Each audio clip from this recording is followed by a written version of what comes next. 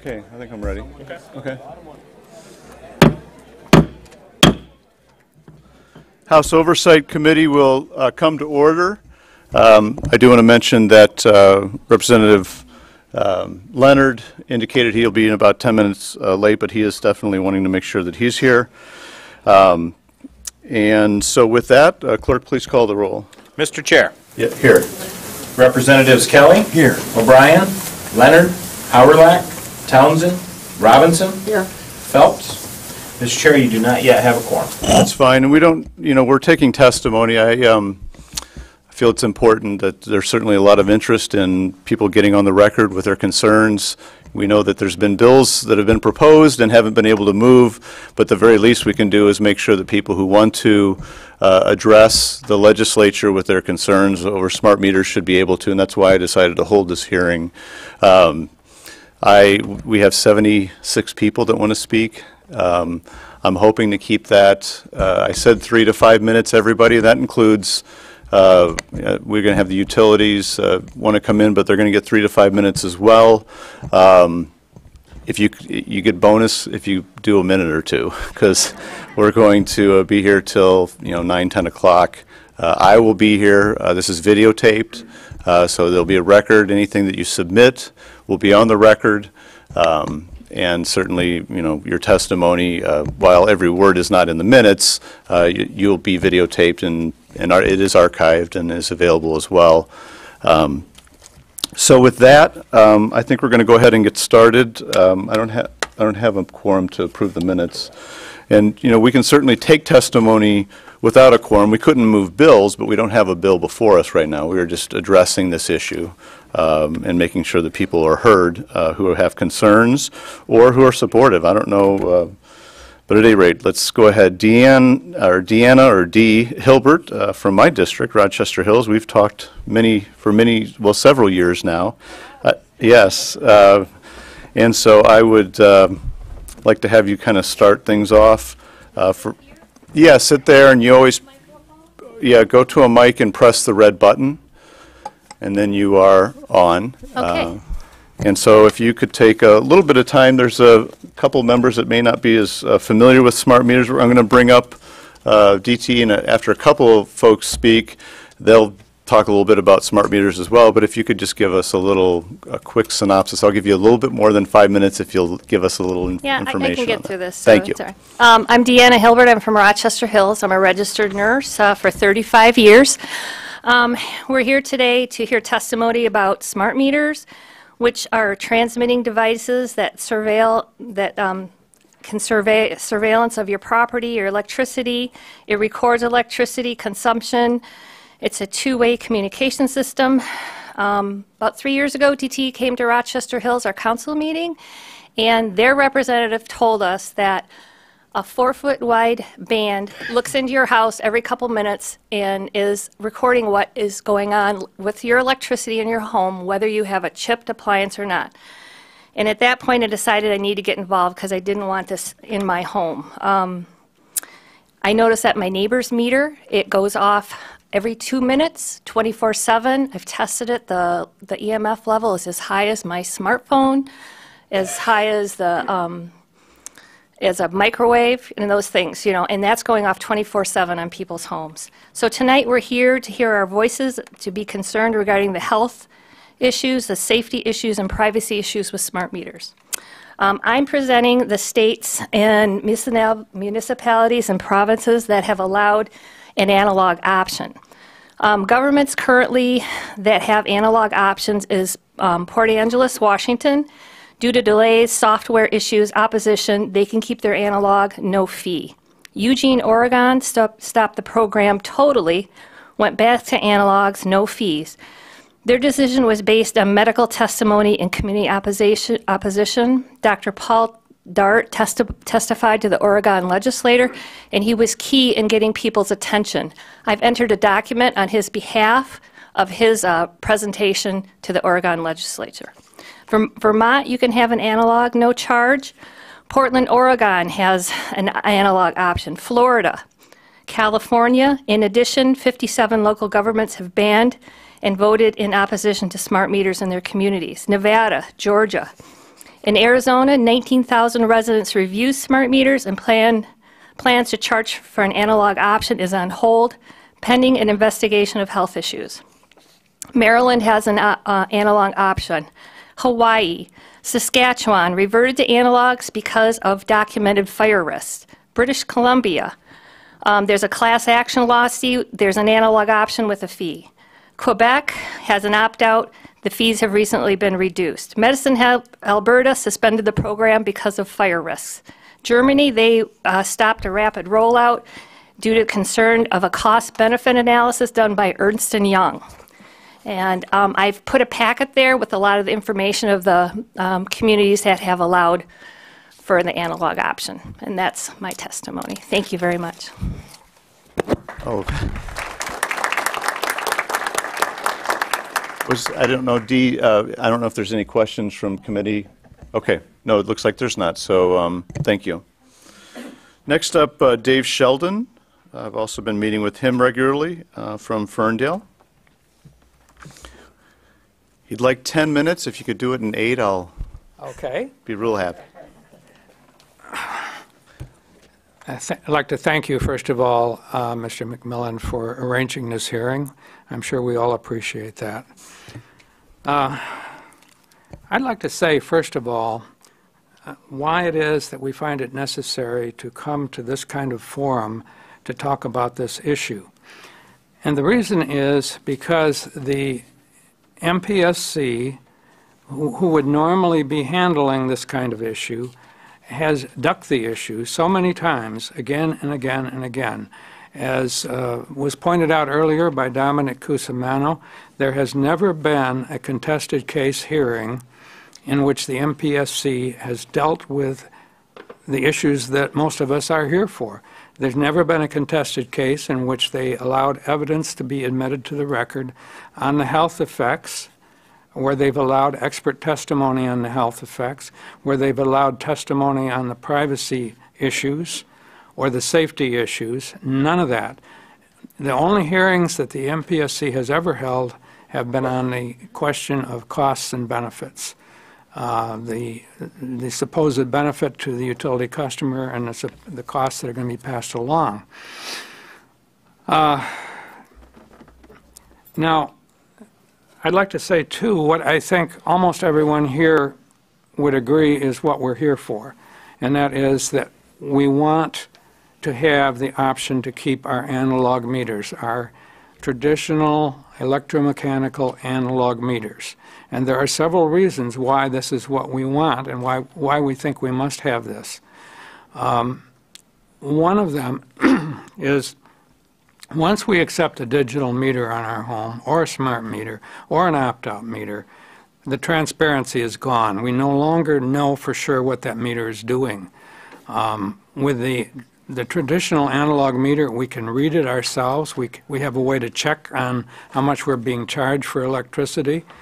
There's no question of it doing all these other things that it doesn't need to do. It simply measures our usage. So that is one of the reasons. The analog meter does not raise any health issues. It does not create radio transmissions, microwave transmissions. It does not put dirty electricity on our home wiring. It does not invade our privacy. For all of those reasons, we believe we must have the analog meter. Now, the other thing which I think probably most of the people here would agree on is that we should have the analog meter without having to pay opt-out fees.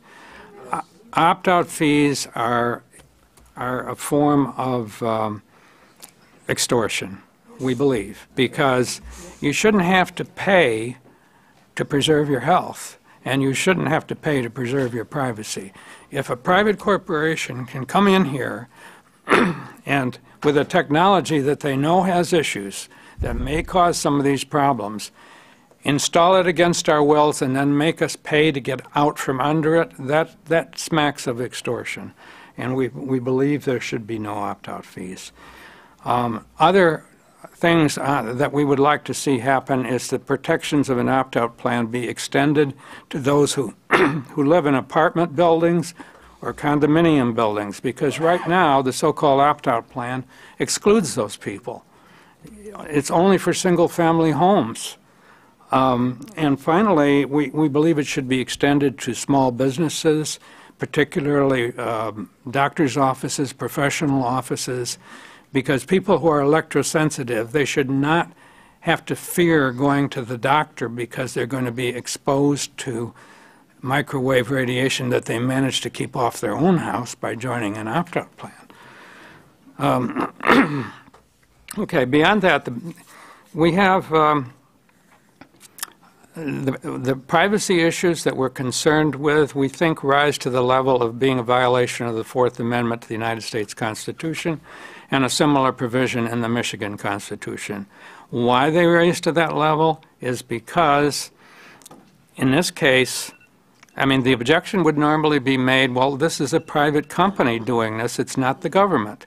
However, there is well-established doctrine in a whole series of court cases that says if a private entity is doing the government's bidding at the government's request and is generating information that it then turns back to the government, then that private entity has become what they call in the law a state actor. And we believe that DTE and Consumers Energy and all the other utility companies in this country are behaving as state actors because they didn't come up with this on their own. It was the federal government through the Energy Policy Act of 2005, the Energy Independence Act of 2007, and the stimulus bill in 2009. These three pieces of federal legislation are what is driving all this. This is what caused private companies to push this because there was money on the table. They could get money and grants for doing this. They would come under criticism if they didn't do it. So the impetus for this is coming from government. And once this data is extracted from the home, it's no longer private. I mean, they talk about MPSC has got a so-called privacy policy.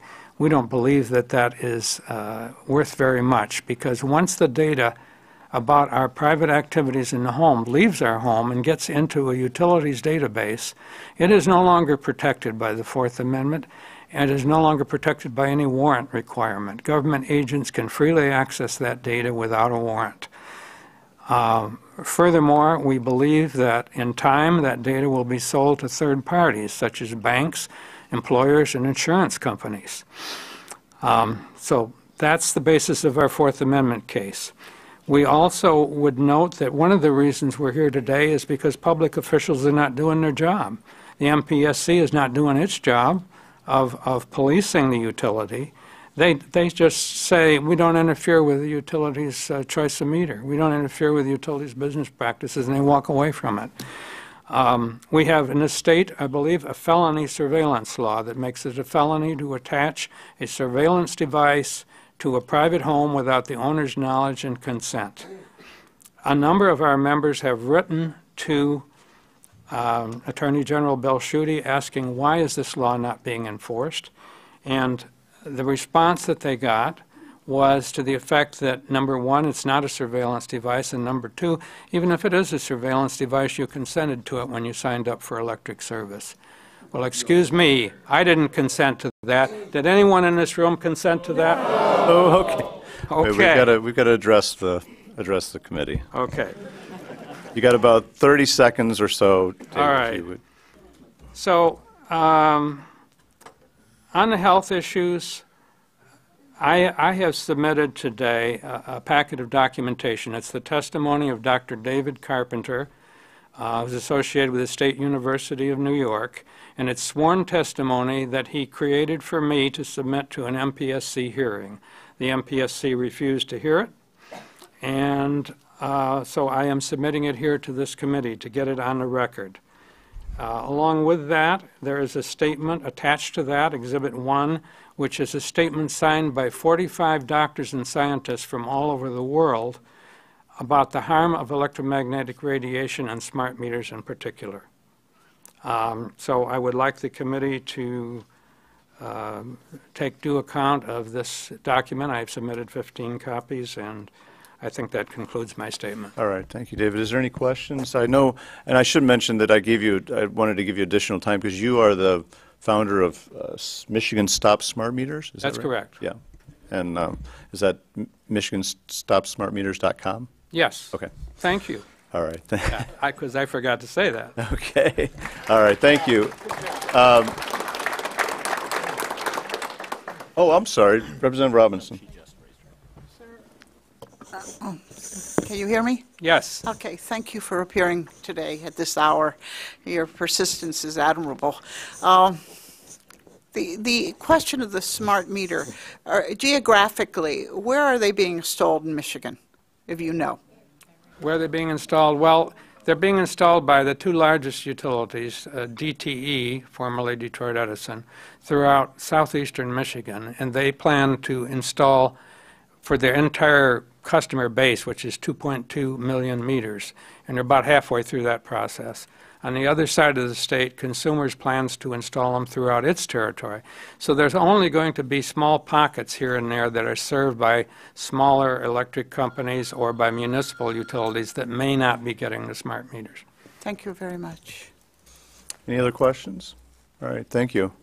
Do you know is the DTE guy? Okay. Are they? Oh, okay. Yeah, Bob Sitkauskas and Joe McCormick. If you.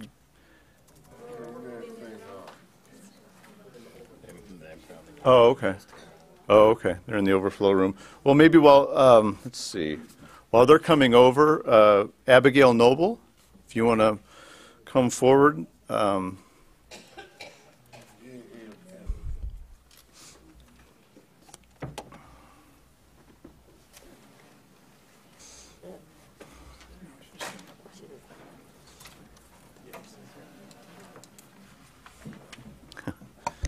Oh, wait, okay.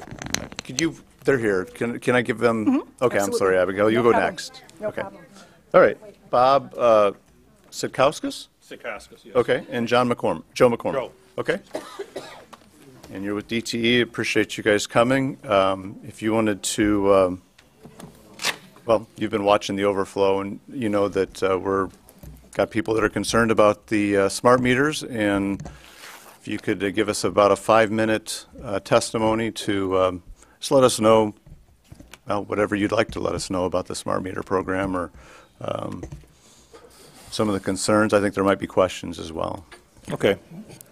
Joe's handed out a couple items in our presentation today, which will be, of course, we'll shorten it up for the conversation time, as well as I've given you a study from the Arizona public health area. It was a report just done in October. I'd ask you to look at, if you can, page 1, the goals of that study, and page 24 and 25, the conclusions of that study. They did do studies of health effects, as well as did studies of impacts at apartment buildings and single residences. So they were separate entities. For your information, we have installed 2.1 million electric meters and modules throughout the territory. It is the whole state. Inside the United States, you'll have 50 million meters installed by the end of 2016. That's covering 43% of the households, so they're across the nation. Over 30 million have been installed in Europe, and essentially Canada's done at this time. We have installed Oakland, Washtenaw, and western Wayne counties. We are in Macomb, Detroit, Downriver counties right now installing the meters right as we continue. Again, that meter is the property of DTE Energy. We have installed these digital meters for many years, and we have not even purchased analog meters since 2007. The advanced meters that we do have all comply with all federal requirements, RF, and whatever commission we have.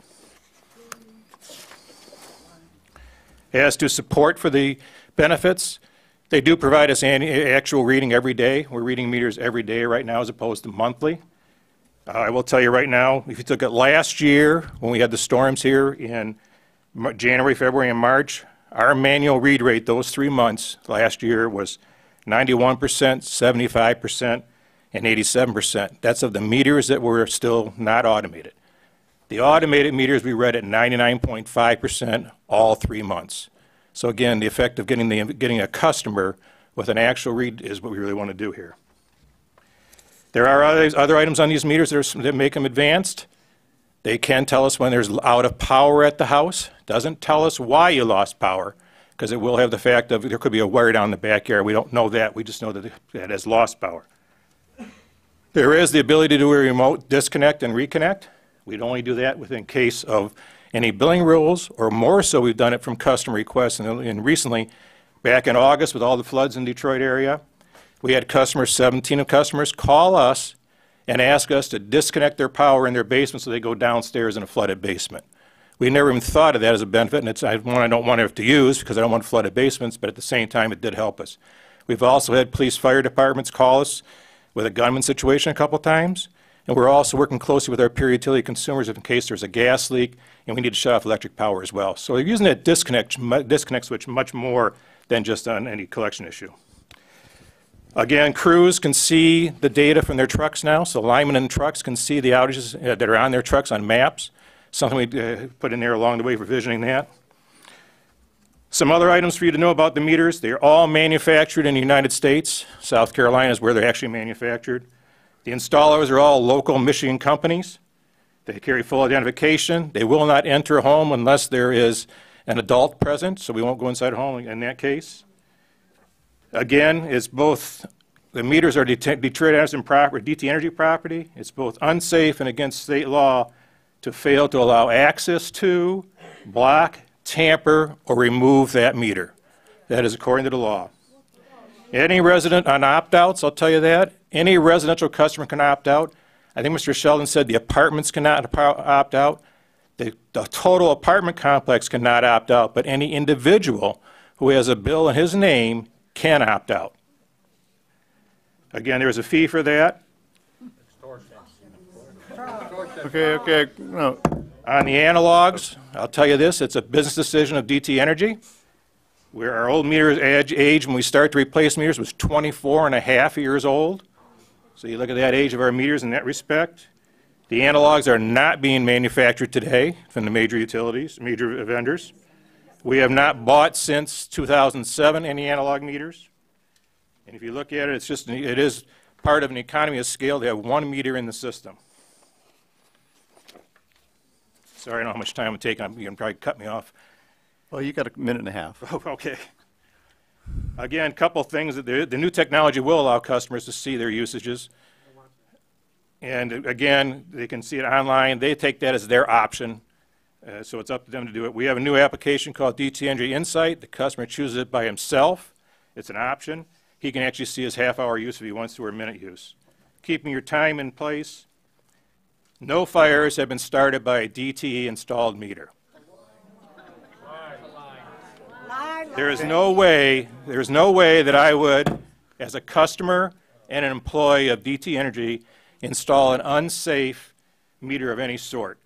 I ask you to look at that Arizona report, pages 13 and 14. You'll see a long table of different agencies and states and governments where that's been reviewed for health and safety, and you'll often see the word no or disproved in those columns. I'd ask you to look at that. On data privacy, same as we've done for 100 years, we really restrict ourselves to the privacy. We do not sell that data. I've had water utilities ask me to get data for shutoffs. We won't give it to them. So we do not sell that data. I got to say that straightforward. As to meters being surveillance devices, we are gathering whole house power. So we're seeing what's being used at the total kilowatt hours used at that home. Smart appliances may be there in the future. I don't know. But I'm trying to install 2 million electric meters and surely don't want to control 2 million refrigerators or something like that. Again, on the time of, I'll go to my page on density and frequency. The advanced meter RF usage is well below many household devices in sense of RF density. Wi-Fi's, cell phones, microwaves, walkie-talkies. I'd ask you to look in the book we gave you before, the Advanced Meter Infrastructure book, and go to, again, Section 4. There's a study there, about 47,000 meters being tested in California. It's on the last page of Section 4. 99.5% of those meters communicate at less than 3 minutes per day. Again, look at that page, it would help you understand it. We fully meet all FCC maximum permissible exposure levels. In fact, those are with safety levels on top of them for the nation. Again, when you look at the meters themselves, when they're outside a home, there's another shield of the house itself around it. Plus, when you rate RF density against a person, it is a whole body exposure, and as you move further away from the meter, the RF density, of course, decreases. Just 30 seconds, if you could. I pushed that page for you, sir. All right, good. Anything else? Oh, okay, you're done. Okay, great. No, thank you for your testimony. I've got some questions. I had sent a couple letters, and I think I'd sent it to Joe, so I don't know if you can answer if you're ready. Have you turned off any customers' power due to noncompliance with advanced meter opt-out program, or because they refused to allow you to install to swap out their analog meter? No, sir. Okay. Have you, okay, I mean, there's a citizen up in Clarkson, I think she's here, who said that she tried to insert, I guess you guys had installed a smart meter. She took that out and wanted to put in an analog. Is that an instance where you would shut somebody off? Let me explain that, because in that particular case, I think it's this customer. I don't know for sure, but either way, against tampering and theft, if you take out our meter and replace it with a different meter, it is probably going to set you up for being shut off. Yes, sir. It's kind of like going into Kroger's and telling them you want them to use the old weigh scale that went back and forth with an arrow. Okay. Well, we don't, yeah, I mean, Well, okay. I just want to make sure so that would be the instance, but otherwise, if somebody's saying, I don't want you on my property, you're not shutting people off for that. Because they did get letters about a month ago saying that you were likely to, but you have not done that yet? Very, very correct. They did get letters, and it's within our pretense to do that. Right. We're trying to work with every customer as much as we can to accept the AMI meter or the opt-out. However, if the situation prevails, it's going to be a shut-off. Okay, so you haven't done it yet, but you intend to? We continue to work with the customer as best we can, but it's Okay. we have told the customers that they are likely to be, they could be shut off. Yes, sir. Okay. And would you, I mean, if this is somebody that's an elderly person in their 90s and it's, 10 degrees below zero, and, I mean, you would contemplate shutting them off? Mr. McMillin, I'm a customer myself. I would work every effort we could with that customer. So, But ultimately, you might shut them off. if that is the rule, we'd have to follow the rule. Yes, sir. Okay. And then what other actions do you, in other states I've seen, the utility company get the police to escort them onto the property. Are you contemplating those kind of actions in order to swap out the analog meter? I would hope we would never have to do that on any confrontational level, sir. So that's not, you don't have any intention to do that? I cannot answer you at this time on what confrontation we're having. So, I mean, okay, so, I mean, but you can't say that you won't? No, I could not say I would not. Okay, all right. And then, I guess, what harm is there in just letting people keep their analog meter? What would be the harm in that? Again, we look at the principle of rate regulations.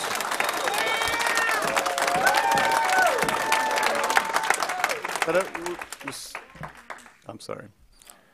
Again, we look at the principle of rate making. Again, that meter is a choice of ours for business decisions. It does promote technology for us. The meter is, again, average age 24 and a half years old, not being manufactured today. If you keep 2 meters in the system, it causes a lot of extra inventory carrying costs, secondary testing for different meter types, because we test meters on a regular basis.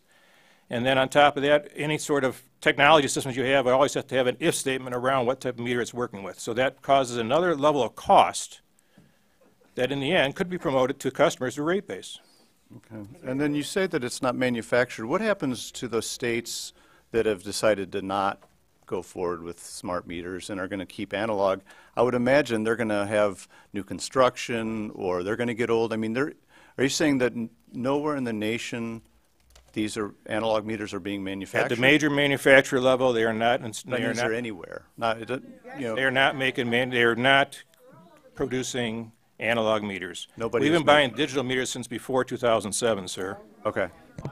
And then I've read articles about Wall Street from the Wall Street Journal and New York Times. I really honestly cannot figure out what you're saying in your testimony is that as far as these smart chips and smart appliances, that there's no communication ever and none contemplated with a smart meter? I cannot address that whatsoever on the smart chips to an appliance, sir, because I'm not in the manufacturing business of smart chips for No, appliances. but I mean, what's your intent? I mean, I would think you're putting these things in. What can they do? I really don't know what that capacity would be. That's a future item.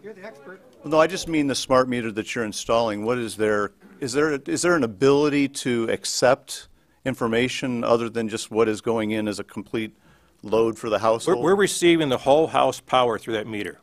So we're not One receiving... number, or is it? The whole, one number, sir. It's not per appliance, none whatsoever. You're saying your testimony is the smart meter has no ability to communicate with, and never will, or the current ones that you've installed don't have any ability The way we to are communicate? installing it, that is correct, sir. I didn't know. Okay, any questions from committee members? Representative Robinson? Comment the way we're installing it, but what is the potential capacity for acquiring information from the home? I mean, there's potential for greater information gathering, isn't there? I imagine in the future, technology will take a different approach, and there could be something different, but I have no idea what that is. Thank you. Okay, thank you. Hey, please, I'd appreciate you folks respecting the people that are testifying. Representative Kelly. Thank you, Mr. Chair. Just a couple of things. One, with regard to the meter attached to the house, and if there is such a need for the radio frequency, could that be done with an antenna higher above the home? One, and two, what is the need other than the grid? You know, the smart grid that you know, and there's questions about that. But the reason for bursts of activity or signals other than once, you know, the old meter reader used to come by once a month. What would be wrong with just sending a signal once a month? I mean, why does it have to be constant? I mean, you would answer, well, that feeds the smart grid and all that, correct? Or? There is a lot of, yeah, in the end, we'll be able to know what a load is on a not in the end, we're doing it today, what the load is on a particular transformer. So we know if we've undersized a transformer or if somebody turns on a welder and causes low voltage at a home. Now with the ability to see that on a regular and immediate basis, we can make a better infrastructure for the system. So I forgot, your first question was the antenna. We will move meters at customers' cost to an off-site area. If they want to put it in their backyard, customers have moved meters or asked us to move them to 30, 40 feet away from their home. The customer did pay for that because it was, again, an extra cost. But that is possible. Okay. Thank you. And I just wanted to also make sure, you're saying that 43% of households currently, Make sure I told you the right number, Mr. McMillin. was that was that U.S.? More than 50 million advanced meters have been deployed across the country, and they cover 43% of the U.S. homes. 65 million meters were deployed by the end of 2015, with 20 states having installed at least 50% of their sites. Okay. So there is... And that's from a study that was done last year. And are you familiar that there are states that are allowing people to keep their analog meters or are stopping the installation? I mean, are you familiar with that? In sense of the analog meters, yes, there are some states that have. I do not know what their particular situation is with respect to their costs and their installation, so I can't answer any further than having the same knowledge you just got about them being there or not there. Okay. But I mean, somehow the sky hasn't fallen for them. I mean, they're running normally, and it just seems, I mean, it does seem like it's possible. I mean, this is not something you have to do.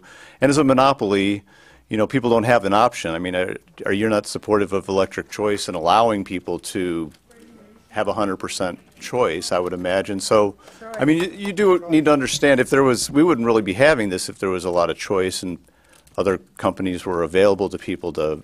Well, again, we have to, as a public utility, provide to each and every customer the most efficient and cost-effective level of service. So I make every effort to reduce cost to help our customers. And this technology does take us a step forward from where we had been in the past. Okay. Any further? All right, seeing none, thank you very much. Abigail Noble, if you wanted to come up.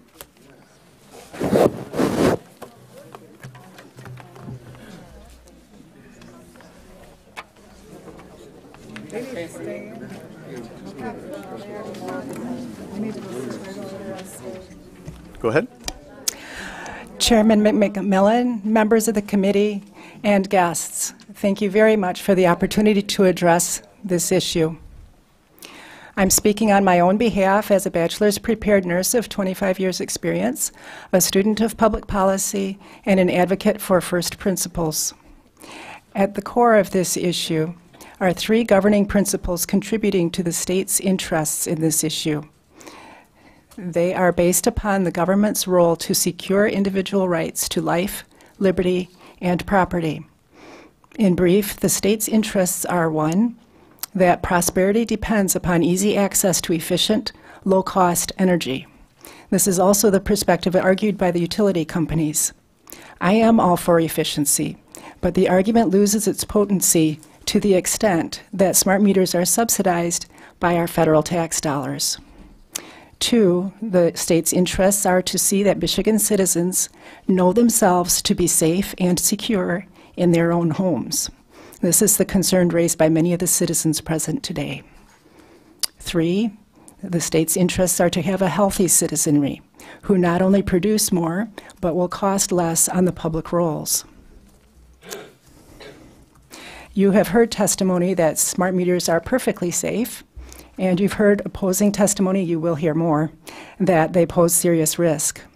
It can be argued that the presence of this disparity is in itself an argument for a hold on implementation pending further study and safety improvement. I suggest that the purpose of this hearing is not to make a final determination on the question of safety. Regardless of who may be proven right in the end, there is no doubt that there are Michigan citizens who strongly believe that smart meters are harmful to their health. As a nurse, I cannot discount this belief for two reasons, both of which are supported by science. Completely aside from the science regarding smart meter safety, first, because of the body-mind connection, psychosomatic effects are real and fairly generally known, though experienced by a minority of the population. The second impact of individual belief in the harm of smart meters is much greater and more general. 80% of our health is individually controlled and must be. No one else can exercise for us, eat and sleep right, cease from smoking, drink in moderation, etc. No one can grant us the full benefit of individual initiative and self-determination required for a moderate lifestyle. It is my argument, therefore, that the state should take every measure to prioritize and protect individual autonomy. The interest of the state is in a strong-minded, healthy citizenry, and that demands it. Thank you very much. All right, thank you. Are there any questions?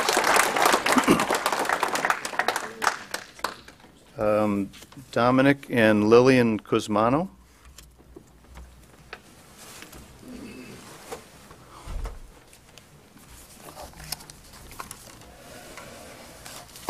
And you folks were interveners, if I remember right. I don't know if there's others, but I don't know if you're going to share that, but I remember going to the first hearing and testifying regarding smart meters, and I think there was 7 or 8 individuals, maybe a few more, that seemed to want to be interveners and participate. I think you folks were part of that, so yes. Go ahead.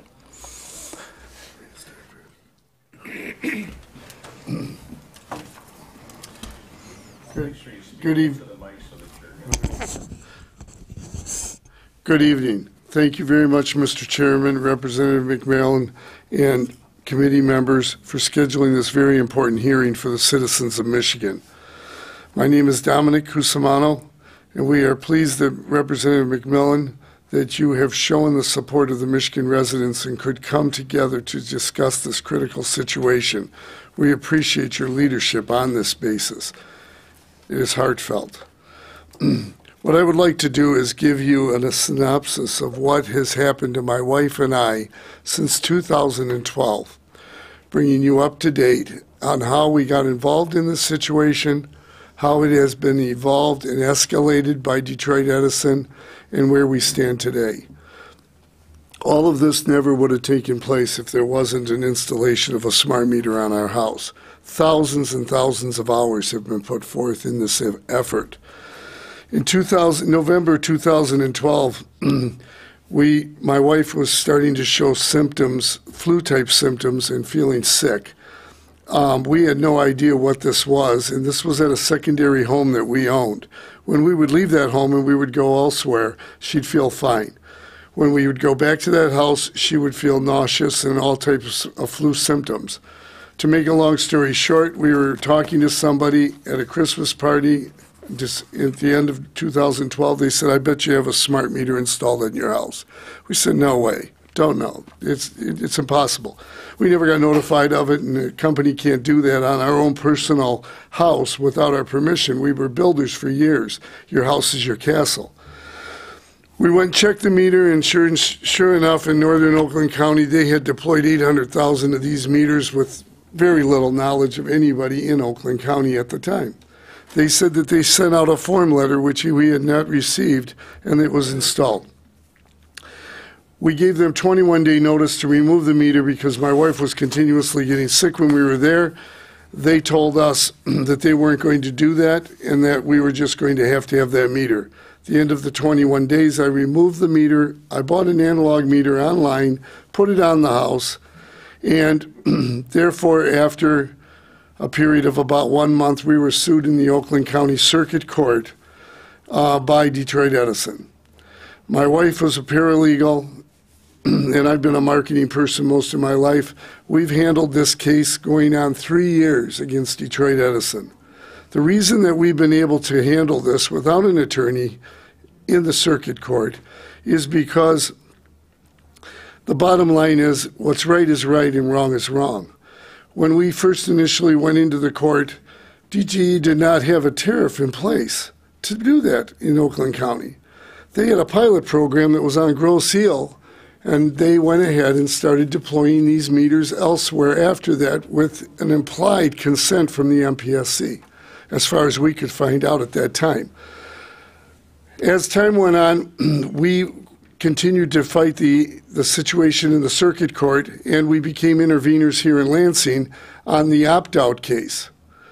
DTE said our judge had put our case on stay until the opt-out was figured out.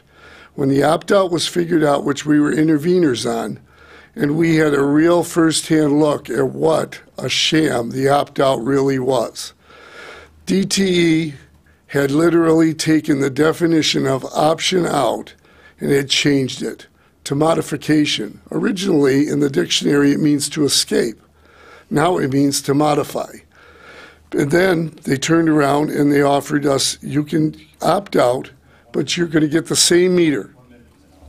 Okay, you can opt out, but you're going to get the same meter.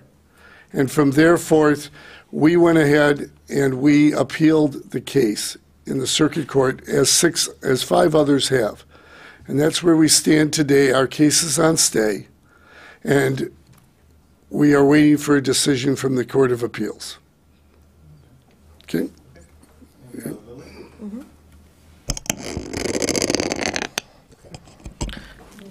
Good afternoon. I would like to extend a special thank you to you, Mr. Chairman, Representative McMillin, for helping to move in a positive direction for the citizens of Michigan. And thank you to the honorable representatives for appearing at this hearing today. There is a lot today to consider, and we are looking at it very, very critically. Myself and others are here to oppose smart meters. The forced installment of smart meters is putting the citizens of Michigan in a very precarious position. Our liberties are at risk. They are being forced under self-protection to safeguard their health, their safety, and their privacy. I, for one, had to do exactly that. I got very sick when the smart meter was installed on our home. Detroit Edison put the smart meter on our home without our implied consent and without notification of a meter swap. I got sick, and I have never before the smart meter was installed have I had any medical history or routine medical conditions.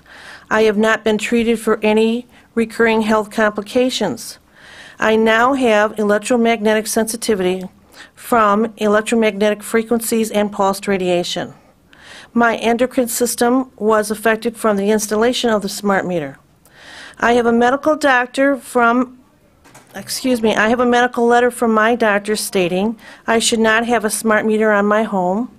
I have developed adverse health effects that are directly attributed to the installation of the smart meter.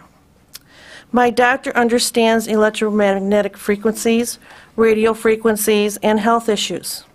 My doctor has a child who has autism. She is very astute with this issue. With your permission, Mr. Chairman, I would like to present letters of testimony and ask that they be submitted and entered into the record. At this time, I would like to present additional letters from the citizens of patients and professionals in the medical community who have documented their concerns and noted adverse health effects that are directly attributed to the installation of the smart meter, who have further indicated their patients should not have smart meters installed in their home.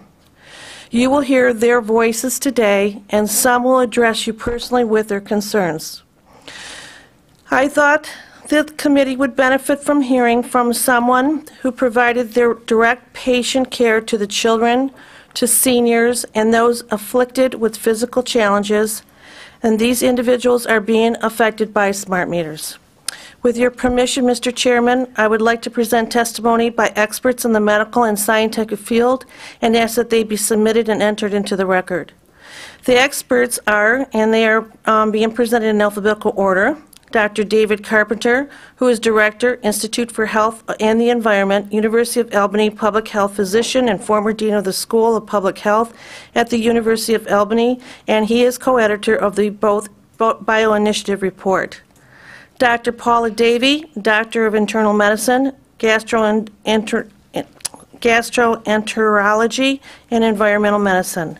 Dr. Amy Dean, past president of the American Academy of Environmental Medicine, AAEM, and she is a practicing board-certified environmental physician who is presently treating patients who developed health problems after a smart meter was installed on their homes.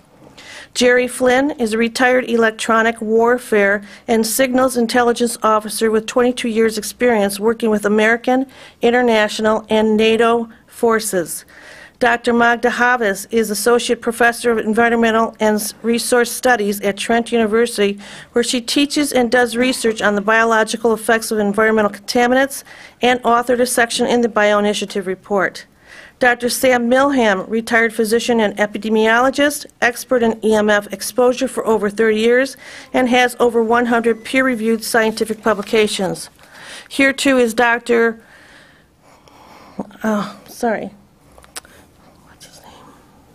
Hillman, and he will be testifying with his own testimony. And we have Sharon Noble, expert representing fires from installation of smart meters in BC. Dr. Ronald Powell is a retired career U.S. government scientist, Ph.D., Applied Physics, Harvard University, 1975. David Stetzer has military training and extensive experience with thermography, power quality and analyzers, electrician with a specialized background and experience in electronics. Jerome Johnson, MS Civil and Engineer, Environmental Engineer. Barry Trower presenting a report and understanding of Wi-Fi. These experts present a irrefutable statement of facts relating to the installation of smart meters and the need to abate deployment of smart meters, and also who have specialized in the area of health and science. Lastly, we will be presenting safety issues dealing with fires that are noteworthy and shares grave concern. There have been fires in Detroit DTE territory suspected of being smart meter related pending litigation. Currently, the fires are known in Livonia and Detroit. With your permission, Mr. Chairman, I would like the information pertaining to fires be presented before the hearing today and ask that they be submitted and entered into the record. In closing, there are 5 points. Unless we take meaningful action, and soon, our health, safety, and security could be jeopardized, and our economy will be crippled. And we need to realize, unless we do more to ensure our own protection for the health and safety of human life, plant, and animal life, we may have no way to prevent a crisis going forward. And the next time around, you won't be able to reverse it. You cannot disregard the intense 24/7, 365 pulsed microwave radiation, and the SARS test did not include smart meter routers, relays, collectors, tower antennas, and other wireless infrastructure radiating large geographical areas to communicate with wireless devices. They only took the smart meter as an end device. When you incorporate the errors and the omissions in safety, you have biological plausibility, which links the frequencies to adverse health effects.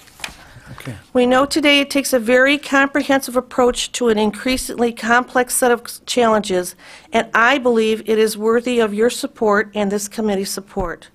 We suggest the installation of the smart meters are too radical. The dangers of smart meters pose eminent danger to human life and human health, and the need to abate the installation of smart meters at no charge to the customer is of critical consideration. Today we have presented ideas to fix this problem, and we should consider them fairly, just as we expect and pray that you will consider ours. You need to be engaged in the health risk before it is too late. It is important to continue to attract and retain the Michigan residents. And to close, I thank you for your consideration and for giving me the time to speak to you with an honest heart and with great compassion. Thank you very much. Thank you. Okay. Is there any questions? No, seeing no questions, thank you very much for your testimony. Certainly you can submit those documents, and again, you're somebody who feels that logically the only explanation for your health, the effects on your health, were a smart meter, is what you're saying. Correct. Correct. And you have a I do. I have all the medical evidence has been submitted Okay. in the binders. Very good. I have all the doctors that I recited on the record that Okay. are part of your record to see their expertise. Okay, thank you very much. Thank you very much. Thank you. Is there a motion to approve, while we're waiting, I do want the next folks to come up will be from Consumers Energy, Lisa DeLacy and Dennis McKay. As they're coming up, is there a motion by Representative Kelly to approve the minutes from earlier today? So moved. Hearing no objection, the minutes are approved. And is there a motion to excuse absent members? Representative Kelly? So moved. So moved. Hearing no objection, absent members are excused. Any questions? Oh, we got more. Any questions? Pardon? Does anyone have any questions? No. Okay. No. Thank you. Thank you. Thank you very much. Okay. Dennis and Lisa, thank you for attending. You've heard a little bit. I'll let you, you got 5 minutes if you want to address any of what you've heard. If you want to talk about, add on to what DTE mentioned, anything you'd like, the floor is yours. Okay, great. Thank you, Mr. Chairman and members of the committee for this opportunity to testify today. My name is Lisa DeLacy, and I'm the Executive Director of the Smart Energy Program at Consumers Energy. With me is Dennis McKee, an External Communications Director for Smart Energy, who has firsthand experience with our customer outreach efforts throughout our service territory. I am proud of Consumers Energy's investment in Michigan, and I am excited to be a part of the Smart Energy Program, which is a foundational element to serving our customers better now and into the future. Right now, a customer with a smart meter can monitor their usage through a web portal and be alerted to higher than normal usage, putting control in the hands of the customer. Right now, we can remotely reconnect a customer that has been disconnected for non-pay, providing much quicker service restoration than with a conventional meter. Right now, we are improving bill accuracy through the elimination of estimated meter reads. In the future, we will know when a customer is out of power without a call to our call center. In the future, we will be able to move quickly to diagnose outages, providing quicker restoration for our customers. With smart meters as the foundation, in the future, we have the possibility to serve our customers in ways we have not even thought of. Currently, we have more than 350,000 meters installed in the Muskegon, Zeeland, and Grand Rapids areas. The installation program runs through 2017, when at its completion, we will have updated our meter technology for our 1.8 million electric customers and about 600,000 of our natural gas customers. My testimony today will focus on our technology, our customer communications, and our option for customers who have concerns about smart meters. Although we began installing smart meters in 2012, this program really began several years earlier with researching and choosing the best option for our customers. Based on that research, we selected a point-to-point cellular technology which significantly reduces the concern about radio wave radiation. The text message type communications from the meters are encrypted and coded before they are sent securely through our Verizon network from the meter to our Smart Meter Operations Center in Jackson, Michigan. Our meters do not communicate with each other as with a mesh network, and they do not communicate personal customer information. No names, no addresses, no customer account numbers. Once a day, there is a text message that is sent that includes the energy delivered to the customer for each hour, as well as meter alarms and events, such as a low battery alarm or a high operating temperature alert. It is also important to note that consumption data is an aggregate at the meter and not on individual appliances or devices, similar to what Mr. Sakakis said earlier. Our communication strategy is a multi-phase approach and includes outreach to customers through media, public events, direct mail, our company website, and our dedicated Smart Energy call center representatives. Our process starts early with outreach events about 1 year before installations begin. Then, as we get closer to installation, we began direct customer communications. So about 1 month out, and you'll see this in the packets that you got, a customer will receive a postcard. And then about 2 weeks before the installation, they will receive a letter that includes a lot of important information, including what the person is going to look like that's going to replace the meter. Got about 1 minute. Thank you. We recently added a customer call about 1 week before the installation, and on the day of the installation, we'll leave either a green card if the installation was successful, and a blue card if we had an exchange did not occur, and we'll leave the reason why. We are proud of our communication process, and our customers are responding as measured by customer satisfaction. In fact, satisfaction levels have grown in Muskegon, Zeeland, and Grand Rapids, and our customers are now 50% more likely to recommend our company to family and friends. While the overwhelming majority of our customers are excited about the opportunities smart meters will bring, we have an option for customers who do not want a communicating meter. The manual meter reading program is available to customers.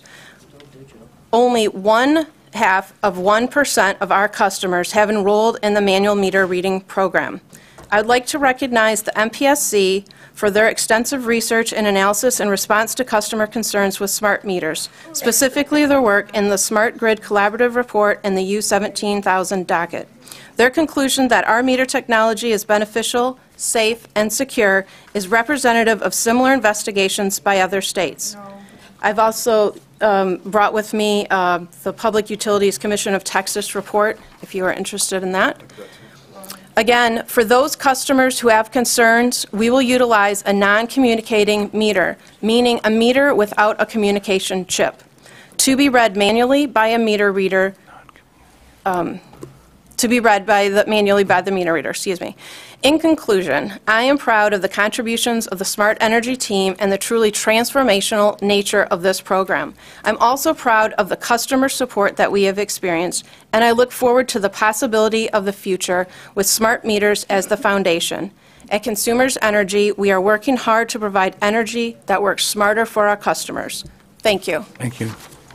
Dennis, did you have anything you wanted to say? Oh, just have a couple of documents that we will give you. You've probably seen U-17,000 from the MPSC and the document that Lisa referenced, the Public Utilities Commission from the state of Texas, similar to how other states have listened to the issues that have been brought up today, investigated them, and determined that the meter technology that we're utilizing and similar systems are safe and beneficial to customers.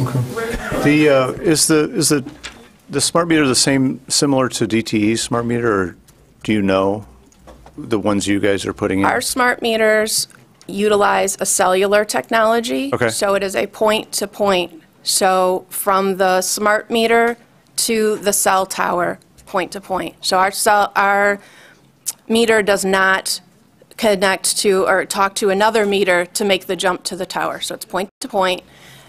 And then also a difference in our opt-out program is that our meter that we're installing doesn't even have the communication chip. So those are two differences.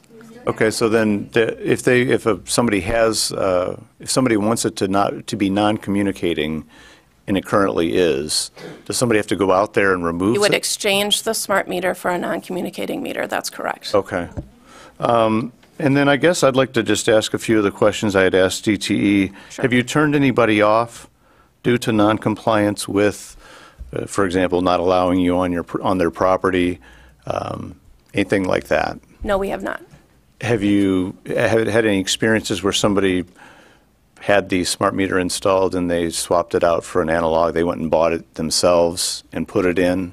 I'm not aware of that happening in our system yet. Okay. If they did, would that be grounds for being turned off? I wouldn't say that right away, and I don't want to speculate on the circumstances, but I think that we would try to work with the customer first.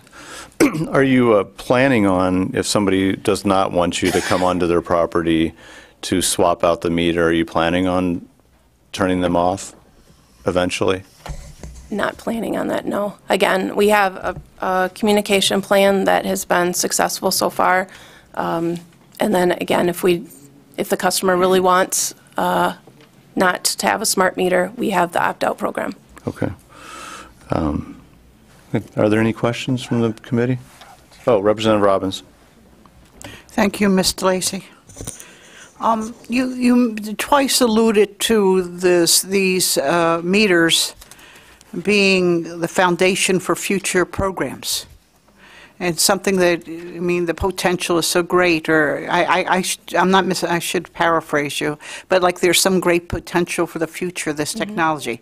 Could you give us an example of what this great technology will be in these programs? Yes. Presently, we have programs such as Pay-As-You-Go that are slated. We don't have them yet. We're a little bit further behind than DTE is with their deployment and installation. That would allow a customer to use electricity as kind of like a parking meter.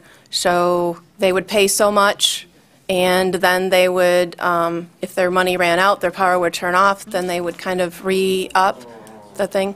There's a certain customer segment that would be interested to manage their electricity in that regard. So this is the great potential of this technology. I would not say that's the greatest potential, but anything that helps our customers, we're interested to explore. Now, you've heard concerns about the invasion of privacy. Now, this chip that's put in to these meters, is there a potential for eavesdropping or any kind of invasion of the privacy of the people who live in the home? No. Recording their conversations? Or as far as data privacy, so in addition to our own corporate policies on that, we also have a data privacy tariff filed with the MPSC. But this technology is capable of doing that. Yes. I would say that this technology is capable to do that if the customer chooses that option on their own. It is not with a utility program. Thank you. Okay, any further questions? You know, I guess the question that I posed to DT, I mean, what's the harm of letting somebody keep their analog meter? I think The customer, if they choose not to have a smart meter, we have an option for them. I think the thing that they would do without is all the customer programs that we are going to have available and the control about how they're using their electricity. So they will not see that. if they don't want that, if they don't want that, they just want to have an analog meter for whatever reason. I mean, what would be the harm in that? What's that? Right now, as Lisa mentioned previously, we don't know how much electricity a customer uses unless we put a person in a vehicle, drive to that person's house, walk up the driveway, look at the house, and read the meter. The meter technology now sends us a text message letting us know how much electricity each customer has used. That's going to help us to control our costs going forward. For folks who aren't interested in online access to their energy use information, the outage management system improvements are significant so that when people are away and their power is out, we'll actually know that their power is out and can work to restore their power efficiently before they get home and even know that they've got a basement full of floating furniture if their sump pump is out, or a freezer full of stinky meat. So we're doing what we can to provide energy smarter for our customers. We also in the future will have a time of use pricing program talking about some of the programs that you are interested in. Right now some people think that if they wash their laundry at midnight, they're somehow going to get a lower rate for their electricity. If they're gone all day, come home and use their electricity mostly during off-peak off-peak times, when it's less expensive for us to generate power, they think today that they may save costs, but in actuality, that program isn't in place for our residential customers yet. Our business customers have access to that sort of program, and they enjoy it and they utilize it. We'll have a program in the future that people can enroll in if they want to. So if they want to purchase electricity at off-peak times at a price lower than what our normal costs are, that will be available in the future. We'll have other programs as well that may be helpful. Okay. But when you mentioned that, you would have to send somebody out to read the meter, if they opt for the opt-out and they have a smart meter but they opt out of the communication, they can do that now, right? I mean, don't you have to send somebody out to read the meter at that point also? We expect 97% coverage across the entire state for our ability to read meters. If there are some locations where the cellular network is not robust enough for us to read meters in those locations, we're planning on having those areas where we're going to have meter readers go out and have to read those meters due to non-communicating meters. If folks choose to not have a communicating meter and they keep a digital non-communicating meter, then of course we have the expense of sending out somebody to read that meter ongoing. Right. And so, I mean, and we can talk about the expense, but as far as the plausibility, that would be no different than if they were coming out to read an analog meter.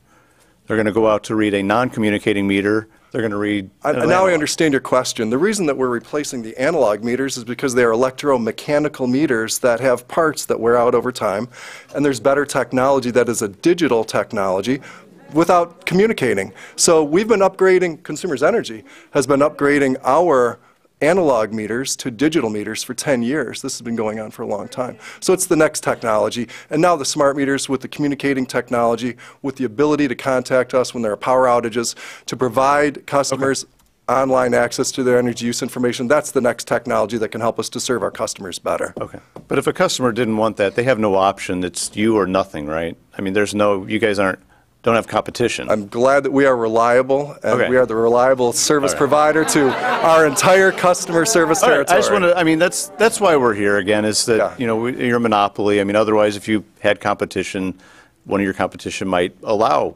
analogs, and so you'd have to deal with that. We have a responsibility to serve everybody in our service territory. All right. Thank you very much. Thank you for your testimony and for being here. Thank you so much. Thank you. Next up will be, and by the way, I've got a lot of folks who don't want to speak right here. I will probably I'll be reading in their names as the next person is coming up. I'm going to have a couple other people, and then I'm going to bring the MPSC. There's a couple people here from the MPSC that will testify as well. Karen, let's see, is this? Yeah, Karen Spranger.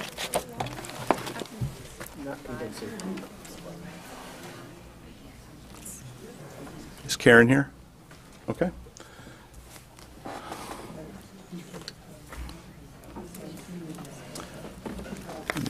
Karen Spranger from the City of Warren. I was also one of the interveners for the state of Michigan. And I have to say that process did not totally was fair. It had an edge of representation that was only biased. The 17,000 report study was selective. They chose the studies that proved their point of interest. The other reports were omitted. That's why I believe, when I was representing my interest for my concerns on these issues, there's always a coin, heads and tails. But what is a fact? What is evidence? What is happening? Now, on the DTE Foundation site, they had a map. They had a plan. 2017's not even here. 2025's not even here. And the whole world, not only the United States, but the world is going to convert to this new technology. This is called pollution in the air. How are we going to fly the airplanes? How are they going to keep the birds in the air? When they're dying because of the radio frequency sound, it's odorless. You don't hear it. But it cooks your body, the neurological body. The DNA cannot be repaired. The WHO organization testified that it's carcinogenic, causes cancer, and we have to live with 3 meters? Now, my situation is unique. I live in the city where they didn't go through procedures or the zoning department or the planning commission. It was just the mayor and the water department to get the grant money, started a program in 2008, didn't have the money, so in 2012 they implemented a program to do water meters. And they're smart meters because they fit the criteria. But the local government is different from the utility companies because they own it themselves. They regulate it themselves. They don't have a system of a complaint system. When you don't pay your bill, it goes on your taxes. So you can have a bill of $1,000, $2,000 for a couple of years and never pay your water bill. Now that's ludicrous. It was also ludicrous when you had a $33,000 water bill presented to City Council because a foreclosure home, they didn't get out there to turn the water off. So here's the heads and here's the tails. Inefficiency, no accountability. When you give money to the local government to spend on projects, there's no check and balances. They could spend $9 million and not be accountable for 1 penny that you or the federal government provides. And when the state has the hand in the cookie jar and they don't want to hear the concerns of the health and safety, which our Constitution guarantees all homeowners who own homes, who live in their homes called a castle, why does this utility company can get away with it?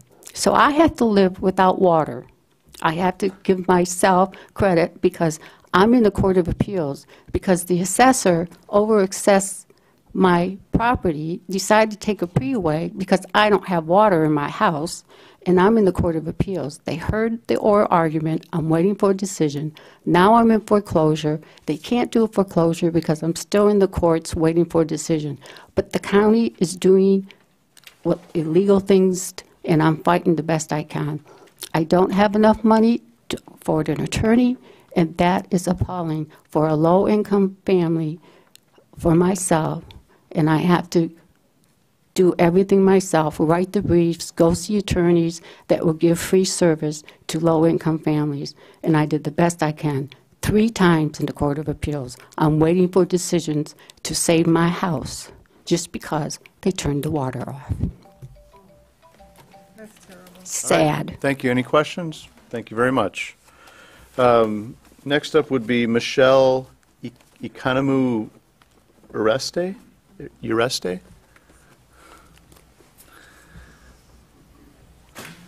And, is somebody else coming up? I was told to come up with Michelle. Kathy? Yes, Okay. Kathy Warris. Kathy Warris, yes. Good evening. Thank you, committee members, for the late night hearing. I'm Michelle Economo Uresti, West Bloomfield Township Supervisor. I'm in the middle of my second four-year term, and this is the first time I've attended a hearing. In my opinion, this health and safety issue is the most important issue in Lansing. On November 17, 2014, the West Bloomfield Township Board of Trustees unanimously adopted a resolution in support of an opt-out program for residential advanced meter programs.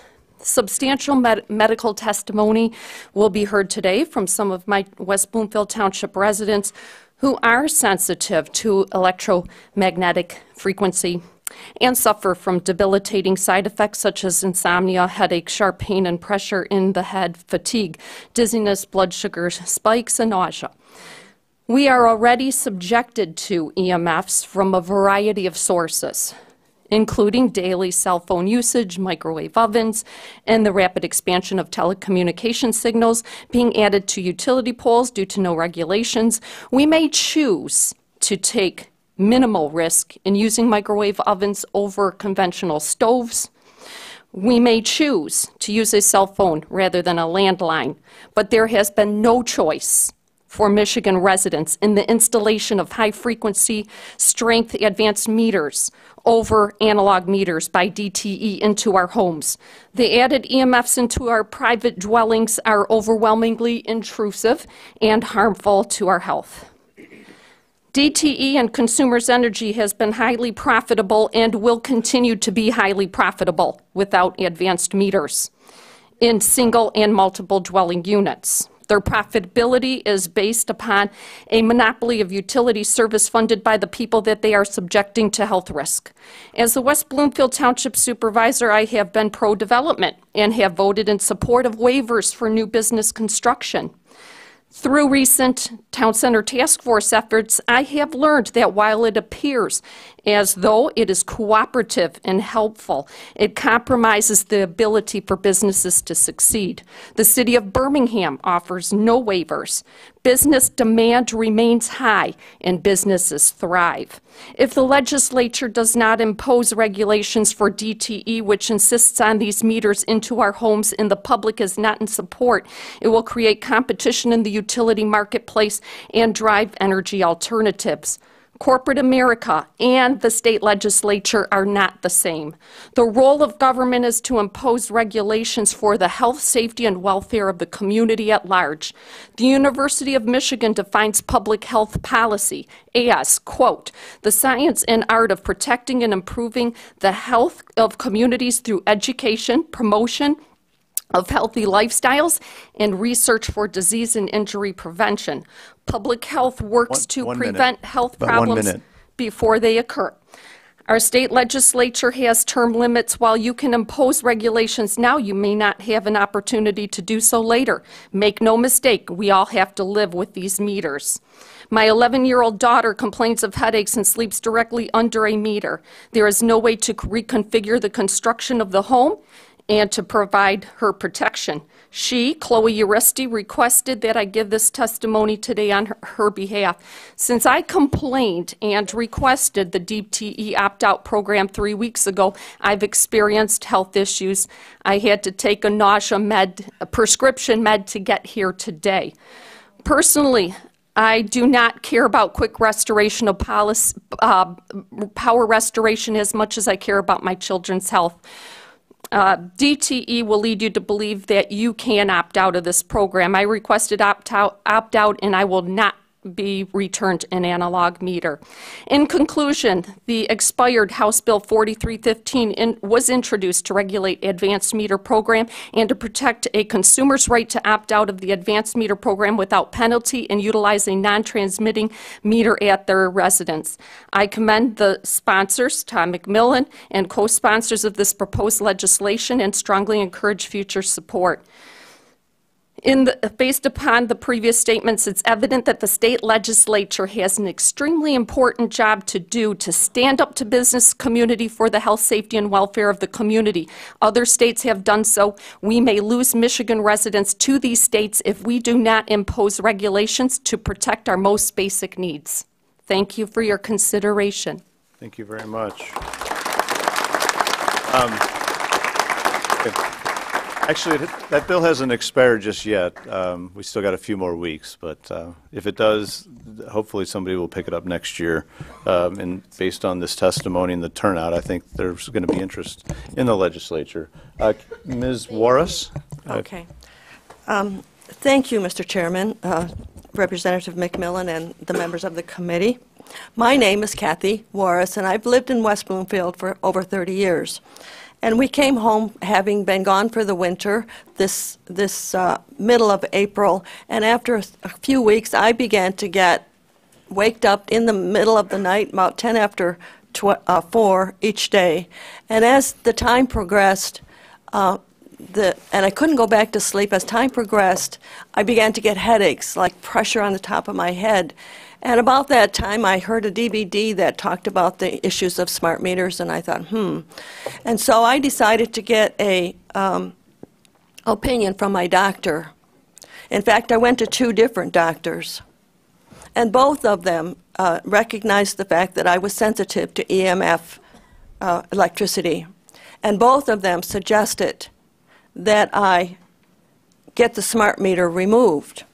And at this time, I would like to present my letter along with the letters from Dr. Brownstein and Dr. Zybrown, and ask that they be submitted and entered into the record, which will show adverse health effects directly attributed after the installation of the smart meter. The headaches became so intense, and I couldn't sleep, and you're tired all day because you can't sleep from 4 o'clock until you get up, that I decided to try and see what it was like to sleep out in the living room.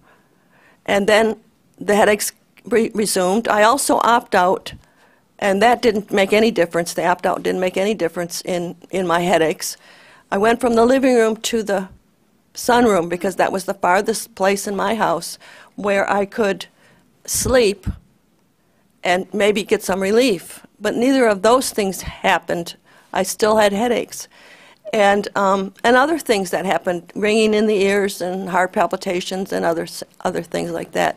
We have a motor home, and we would go camping maybe for 5 days or 7 days away. And while I was gone on these vacations, these mini little motorhome vacations, I would sleep all night. I would wake up feeling good, no headaches. And I thought, it really is the smart meter that's causing my problems. And so for a long time, I slept out in the motorhome, which was parked in my driveway, to get relief from the headache. Because when there's pressure on your head, and it wasn't a pounding headache, it was just pressure in my head. So that's what I did to help myself.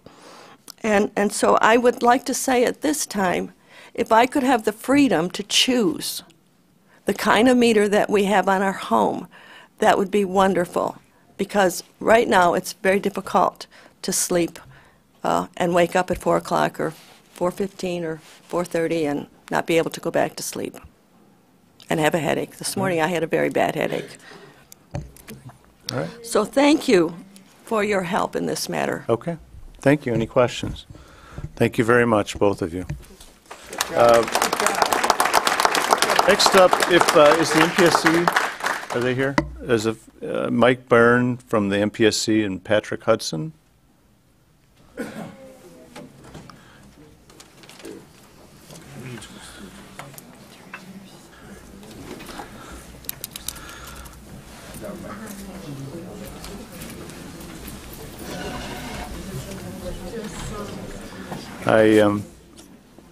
Okay.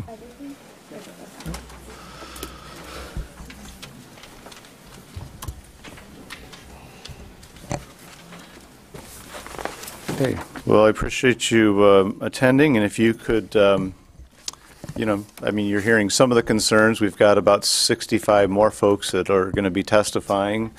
Obviously, and you folks are the MPSC, the Michigan Public Service Commission, that, is watching out for the citizens and trying to make sure that they're getting, their utilities at a reasonable rate, safely. And so I guess, you have the floor for 5 minutes. I'd love to hear, your thoughts on this. I attended one of the MPSC hearings, not far from the Capitol and testified, but I did, I've heard from some of the people that were interveners that they really didn't get to talk about their concerns. And I guess that was one of my reasons for holding the hearing, was to hear from the MPSC, why their concerns weren't put into the record during during the testimonies or during the rate case regarding smart meters. But if you want to touch on that, or we can address that in the questioning, but the floor is yours. Certainly. Thank you, Mr. Chairman and members of the committee, for the opportunity to testify today. My name is Mike Byrne. I'm the Legislative Liaison for the Public Service Commission, and I have with me Patrick Hudson, who's the manager of the Smart Grid section at the MPSC. And as you pointed out, the MPSC is the regulator of certain electric and natural gas utilities in Michigan, including DTE Energy and Consumers Energy, who we've heard from tonight. I guess just in the interest of brevity, I've handed out some background information regarding the Commission's history in AMI meter oversight. It was alluded to earlier, but in the past few years, earlier before or as soon as meters were beginning to be deployed, the PSC started hearing from citizens and municipalities with concerns about the technology. And so obviously the Commission was interested in learning more about these meters and opened a docket on its own motion in hopes of increasing the Commission's and the public's understanding of smart meters. So that case was U-17,000. It was opened in January of 2012. It laid out a process to ask questions of utilities and get responses from them, and also to be able to allow the public to then comment on the filings that the utilities made. Ask the utilities for information related to smart meter deployment plans, investments that they were planning on making, benefits of the meters, whether or not there were health and safety issues that they were aware of, data privacy issues, and whether or not they planned to offer an opt-out. We received nearly 400 public comments, and the investigation culminated in a staff report, which was released in June of that year. Some of the findings included the fact that smart meters are quickly becoming the primary replacement meter to the existing electromechanical meters. They are more accurate, enhance outage response, and offer opportunities for customer energy management. And also that the traditional electromechanical meter is obsolete and currently not in production. Indeed, smart meters are also an important component to the success of the much larger picture in emerging smart grid, which encompasses not only the meters but the grid itself to be able to enhance customer benefits. In terms of recommendations and conclusions, the Commission staff found, after careful review of the available literature and studies, that the health risk from the installation and operation of metering systems using radio transmitters is insignificant.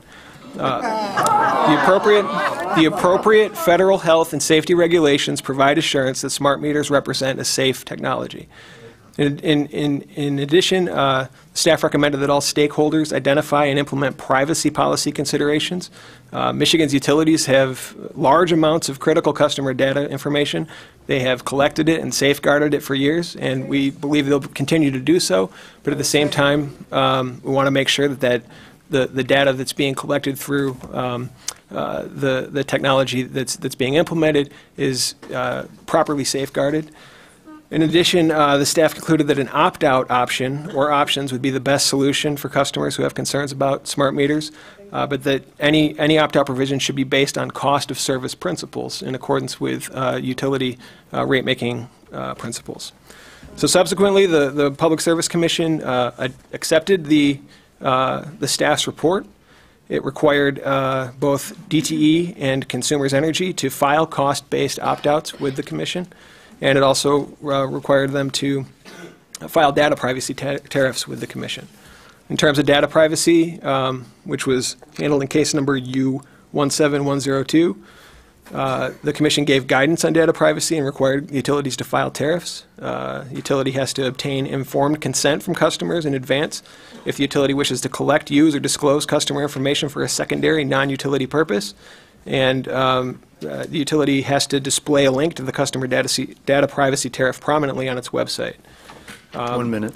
Sorry, 1 minute? Okay. Yep. In terms of an opt-out, the Commission provided customers with the ability to opt out of having a transmitting AMI meter. It's cost-based, so the customers who are responsible or causing the costs are responsible to pay those costs, and both DTE and Energy have those tariffs on the books. I guess I wanted to touch a little bit too, based on the letter that you had sent to the Commission, inviting us to participate in the hearing, to provide a little bit of context of MPSC rules relative to metering equipment and to some of the customer complaints that we receive. I think it's important to note that meters are utility company property and are typically required as a condition of obtaining service. Meters have to meet MPSC technical standards, but there's nothing in MPSC rules or statute which prohibits the use of a specific type of technology. The PSC's role is determining whether utilities may recover costs associated with replacing older meters, which is done within the rate case process. And utilities are allowed under MPSC rule to disconnect service if access to meters is not granted or meters are tampered with in any way. Now, our hope would be that if we got to that situation that we could work with customers and utilities to try to resolve complaints. But when a customer is complaining to the MPSC about utility practice, the PSC's ability to intervene and to require the utility to make corrective action is based on whether or not they have violated the Commission's rules. So I guess just to sort of sum up, I want to point out that the PSC has taken steps to stay abreast of the new technology being implemented. We've done that through the U17,000 process. The deployment of smart meters is an important part of activities related to the smart grid more broadly and will help utilities in achieving reliability goals, such as those laid out by Governor Snyder, to become a leader in reliability, the top quartile for the number of outages, the top half for the duration of outages. That the PSC has taken steps to work with the utilities to ensure that customer data is protected. That the PSC has not been persuaded that there are health risks associated with the meters, but nevertheless, the PSC required utilities to offer customers the ability to opt out of having a transmitting meter installed at their home. That if customers do not take advantage of the opt-out and instead refuse access to the utility to upgrade its meter or to attempt to reinstall an older meter, they would be in violation of MPSC rules and can have service disconnected as a result. But the MPSC will continue to work with customers to educate them about their options when it comes to smart meters and work with utilities to attempt to resolve customer disputes short of disconnection. Okay. So, thank you. Did you, I forget, Patrick, did you want to testify or are you just here to answer questions? Just here to help answer questions. Okay, good. So I guess my first question would be, does the MPSC not have a problem with a 90-year-old woman who has a perfectly working analog meter getting her service shut off in the dead of winter Certainly and freezing? I mean, is that an okay outcome for the MPSC? No, it would not be an okay outcome. I can't imagine how that would be an okay outcome for anyone. Well, but I mean, based on your rules, it would be, right? Sure, and what I'm trying to point out is that the utility is within their rights. Now, we would hope that they would have the... We would hope that it would not, and we would work to intervene as quickly as possible in a situation like that to try to resolve the issue. I think that what we've heard earlier is that it takes a lot to get to that point.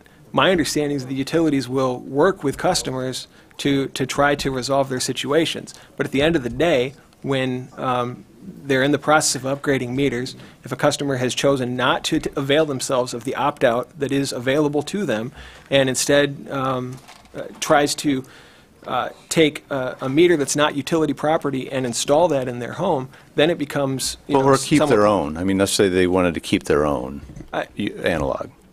If they wanted to keep their own analog... I mean, the one that's there, they're not buying certainly one to install. That would have to be done on a case-specific basis, but again, the Public Service Commission, does not weigh in on the decision of the utilities in terms of the technology that's used for their meters. We have the ability to deny them cost recovery, but it's their decision in terms of what kind of technology they're using. So let's assume that the smart meters were very unsafe. They were blowing up and stuff. You certainly would not allow that, right? I mean, you would say that that's not good. If they wanted to, you said that you can't dictate their technology, but really you could. I mean, if it was unsafe and you guys thought it was unsafe, you could intervene and say that's not going to be allowed. We could try. There's nothing explicitly in state law that allows that, but we do have, we do. Okay, I mean, so they could deliver it, you know, no matter how unsafe, and you guys would be okay with that? I don't know that we would be okay with it, and we would certainly work within all our powers. But to my knowledge, to my understanding, that's not been the case thus far. We've reviewed the meters that they are installing, and have not been persuaded that there are health effects associated with them, or that there are safety risks associated with them. Okay. And then, I mean, you do, hold on, you do realize that there are states that, and public service commissions that have differed with you and said, you know, that that it's fine to keep the analog meter, that there's no reason to require it to be removed, right? Yes, I'm aware that that's the case, but as I'm sure you're aware as well, the statutory frameworks vary from state to state, the authority of a commission varies from state to state, and nothing's uniform across the board. So if you wanted to, if you wanted to allow utilities to keep the analog meters or require them to allow people to keep them, couldn't the MPSC do that?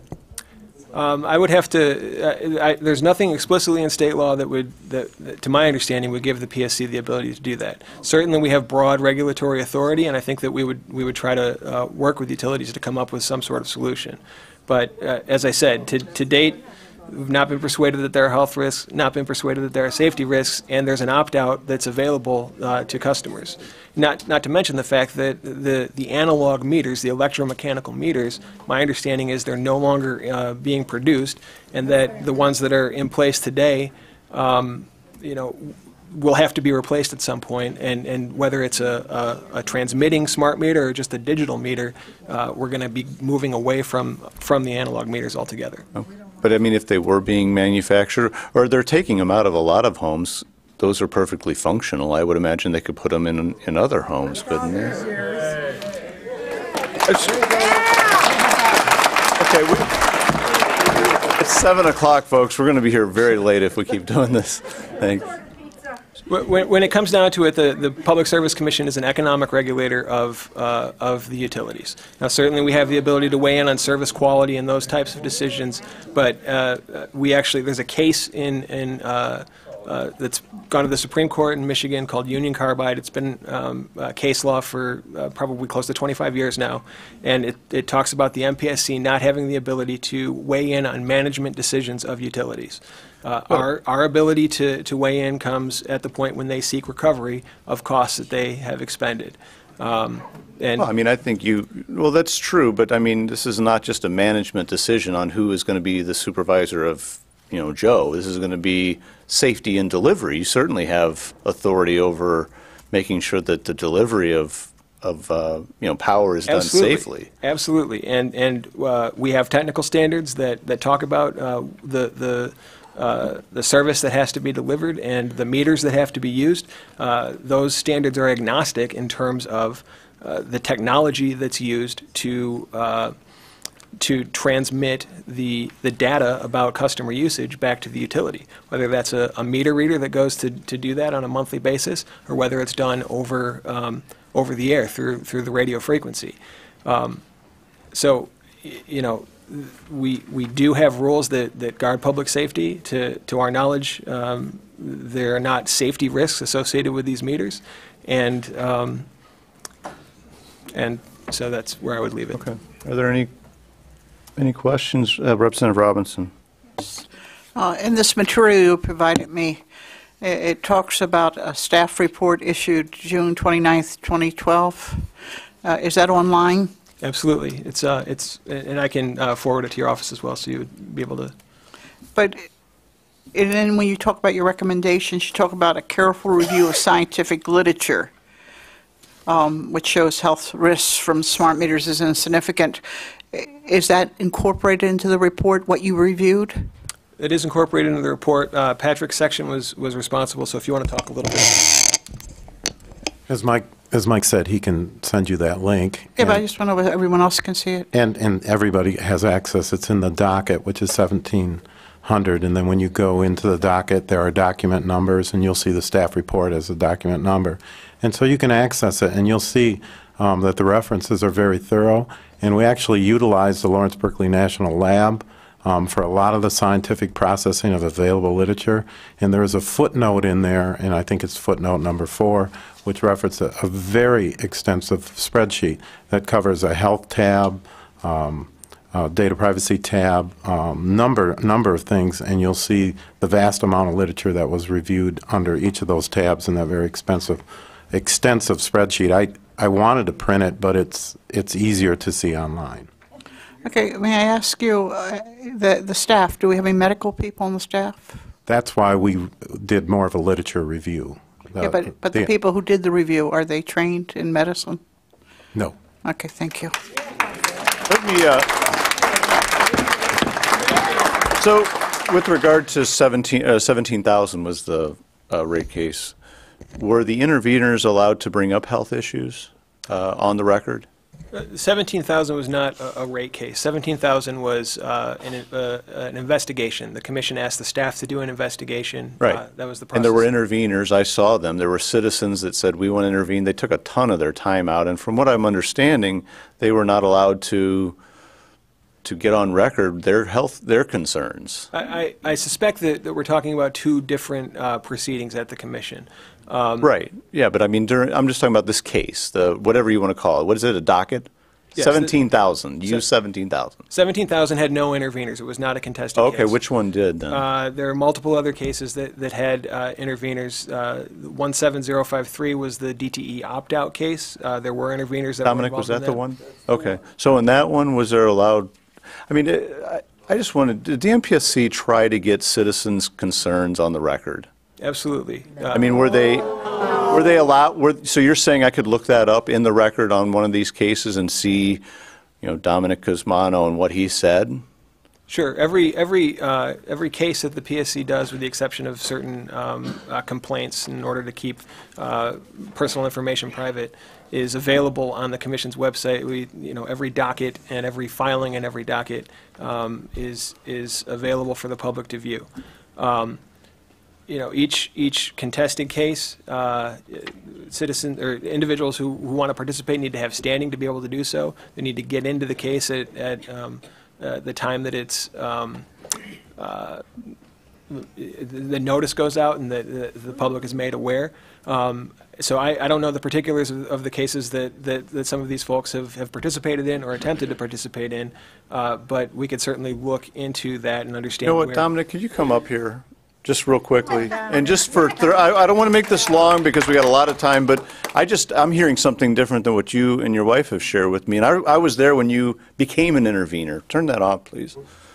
Just real quick, I mean, what were you allowed to, and put the mics to your. Turn it on, you mean? Yes, turn it on, hit the button. Okay. So, yeah, what. For the opt-out case is the case that we were allowed to be interveners in from the very beginning. It really wasn't an opt-out case. That's what we were talking about. The U17,000 case was not a contested case. They did not allow any interveners into that case, but they took the health, safety, and privacy on their own. What happened was ABATE, which is a small business association, had a lot of problems with the U17,000 case and took it to the Court of Appeals. When it went to the Court of Appeals, it was remanded back to the MPSC to come up with a sound. David? 15768, I think is the case you want. Okay. Okay. Well, again, I don't want to get too diverted here, but I mean, were citizens allowed to put their concerns of health on the record? I mean, that's what I'm just asking. The forum to do so was U17,000. As I said, we had over 400 or nearly 400 public comments. Citizens had the ability to weigh in that forum. I think that what Mr. Cusmano, were they able to be interveners? It was not a contested case, so there was no one was an intervener in that case. Okay. Case number, I think it was 15768 that Mr. Sheldon referred to, was a rate case, and I think it was a DTE rate case from many years ago, 2008, 2009. What happened was it went to the Court of Appeals. The Court of Appeals felt that there was not an adequate record developed around the issue of the deployment of smart meters, and so they sent it back to the Michigan Public Service Commission to take a look at that issue in particular. what happened at that point was the administrative law judge, who is who sort of presides over that case, determined that only individuals who were interveners in the original case would have standing to intervene in the remanded case, and so only individuals who were part of the first case were able to do that going forward. So I assume that's why other individuals who may have been interested in participating weren't given the ability to do that. But you're talking about a 2008 case? Talking about a 2008 case. I mean, but at that point, there may not have been the awareness, and then you're saying that it was either then or... I just got the sense, and I don't want to belabor this, that there was not an interest by the MPSC to try to work to get people's concerns on the record, citizens' concerns. And so that, I mean, I just hope that... No, I appreciate that perception. I understand that. I think that, you know, from the PSC standpoint, it's very technical work, and... I understand. I used to work for BishCon. I mean, I understand rate cases and all that, but, you know, there can be some flexibility. MPSC can be, you know, customer-friendly. Absolutely. And I didn't sense that was the case. So I don't want to belabor it. We got 60 other people, so I need to get moving. But thank you very much. Can I make one tiny comment? No. One tiny comment? What When it was remanded back, it was remanded back for the risks and burdens of this smart meter program. They never looked at the risks when it was remanded back. Okay. All right. Thank you very much. Georgetta Livingstone, PhD. You guys were bought off. You have, now come on. We've got, okay. We're going to, and I appreciate you folks coming to testify. Georgetta, and you have had your power cut off. You live in Clarkston area. Yes. And please proceed. Yep. Yeah, press the button. Make sure it's, oh, that's good. It's It red, is, it's red, as okay. long as it's lit up. Good evening, and thank you very much for this opportunity. I never thought that I would have this chance, but I'm very appreciative. I never thought that anybody understands the pain I'm going through, but though I am very educated, 2 master's degrees and a PhD in engineering, and I taught engineering for 14 years, I didn't know anything about smart meters. I never heard about it. I didn't know anything. So when they came in our subdivision with a drive to put them on, they used misleading words like they are effective, efficient, cost-effective. So knowing nothing, I said, who doesn't want something better for the same thing? As soon as they installed it, it was not cost-effective for customer, but for DTE. The bill was higher. We used to pay about $45 a month. It came 78, 80s. I called DTE. I said, why is such expensive? Why is such a high cost? And they raise a voice. They intimidate you. You go nowhere, so you hang up. You continue to pay. Several months later, I got very ill, and I attached a copy at the end of my document with picture on my body. It was almost an explosion. About 90% of my body was covered with some kind of, looks like a rash. I'm very healthy. I don't use medication. I don't visit the doctor not even once a year. I didn't know what it was. I have made very itchy, very extremely, you feel like ripping off your skin. And I have medical doctors in my family. I explained, I sent pictures. They sent me to emergency. They didn't know what it was. They sent me home with a high dosage of Benadryl, which is only numbing the itching. It's just like a painkiller, but it's not the cause. Then I began to receive information, medical reports, some others, and I educated myself. And I discovered the harmful effects of this device. It's not a meter, because it doesn't measure just the consumption of electricity. It's more than this. And the more than this, it's harmful to the human body. I discovered it's emitting high electromagnetic radiation, harmful to the body. It was to me. I was the evidence.